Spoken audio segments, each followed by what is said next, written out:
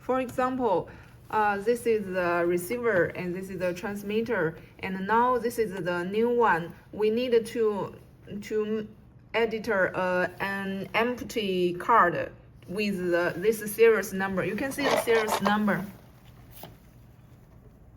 The serial number, this code include the identification number and the serial number, and the last three number is the channel number. And now we need to edit this empty card with this transmitter serial number.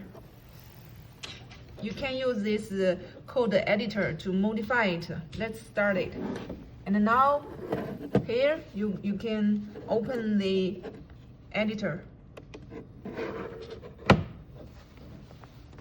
You can see this number is the last two is SC. In this way, it can change setting the function. And now we need to edit the number, so we need to change the mode. We press the shift button and choose the mode. You can see it's select SEL, and you can check the last two letter. And now it's the SN code. And shift button, you can see now it's SC. SC means you can setting the function. And now we need to modify the we need to edit the serial number, so we need to change another mode in SN serial mode. Okay, and now we read this card, and it showed the card number. And now we need to modify it in this number. Let's see it. 84811636164. And now we need to modify it. Press the shift button. You can see the dot moved here.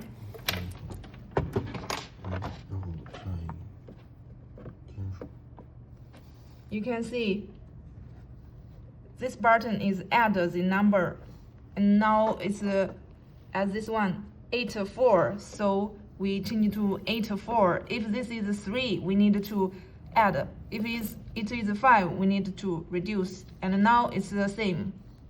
We continue to this number, and here is 8, so we need to add the number to 8. Okay, and now we change to another number. Here is 1. Now we change to 1. Another one, shift button, change the dot position, and we modify the number in the right number. And another.